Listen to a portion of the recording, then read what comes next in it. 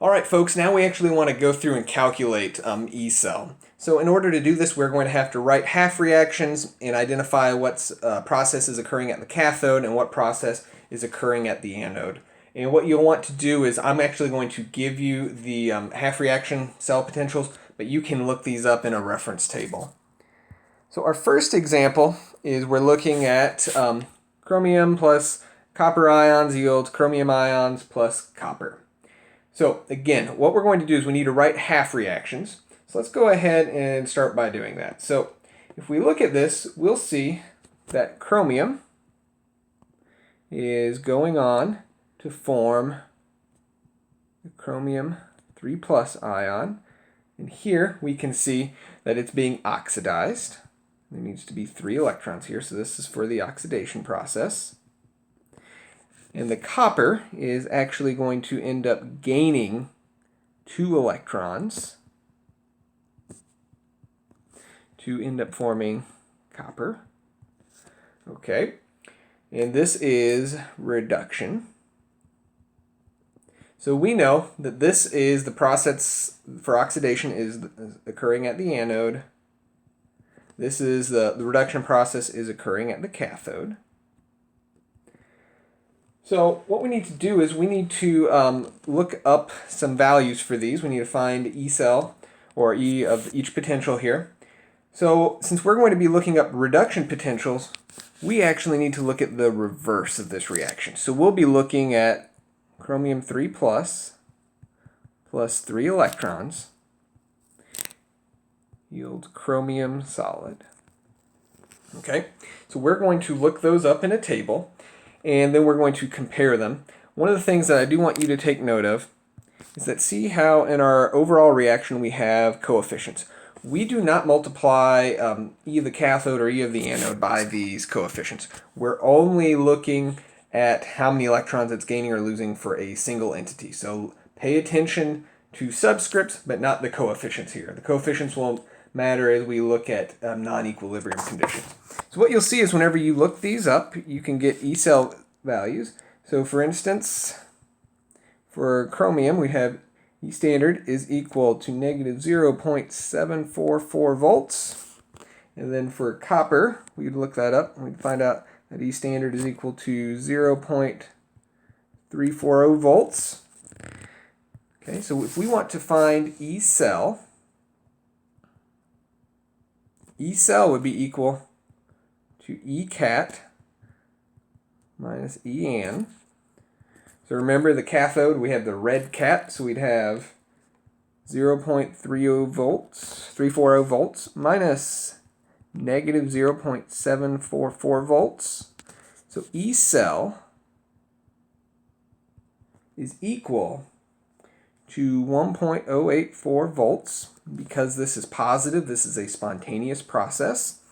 And the last thing that's asked of us is to write a shorthand notation. So recall we do our ABCs here, so we start with our anode. So we have chromium, then we have our phase boundary, we have our chromium 3 plus ion, we have our salt bridge, and we have our copper ion, then we have our phase boundary, then we have copper solid. Alright, so what you should be able to do whenever you're given a total reaction is you need to be able to write the half reactions. After you write the half reactions and you can go through and get the correct number of electrons, you need to be able to look up cell potentials in a table, and I'll make sure I post that link for you. And then you'll need to find E cell, and then what we've been doing previously is write the shorthand notation for the cell.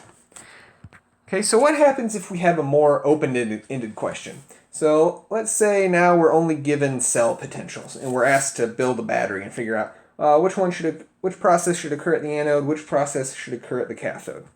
Well, the first thing you want to do is you're going to want to write out your half reactions. So we have gold 3 plus 3 electrons yields gold. If we look up E standard for this half reaction, we get E standard is equal to 1.498 volts. And notice we know that we need to add 3 electrons because we're going from 3 plus to neutral. And then we can do something similar for the nickel. So we have nickel 2 plus 2 electrons yields nickel. If we look up E cell, we'll find out that E cell is negative 0.257 volts. So again, the question that I might be asking is, how would you build a battery? So if you're asked to build a battery, we want a spontaneous process, which means that if it's spontaneous, delta G is equal to some negative value, or we're looking for E of our cell to be some positive value. So recall that E cell is equal to E cat minus E an, so the cathode reduction potential minus the anode reduction potential. And so if we were to consider, let's say, if gold is our anode,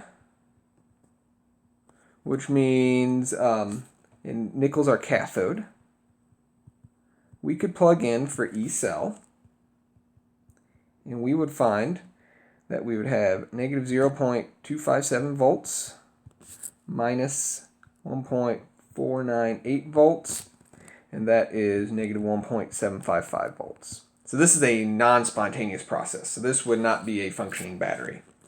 But if we were to switch, and now we say, okay, well, what if nickel is at our cathode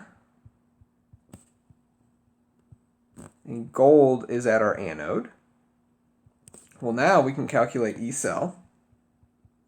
And E cell is equal to 1.498 volts minus negative 0.257 volts.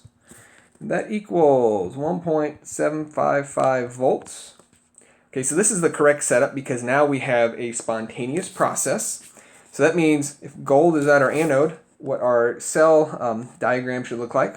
We have gold at the anode, put our phase boundary, U3+, our bridge, and cathode is at the end after the phase boundary. And so that is what our cell should look like. So next time we'll actually start to look at, well, what is a cell potential in terms of volts? And we actually start to look at amps and currents and things like that.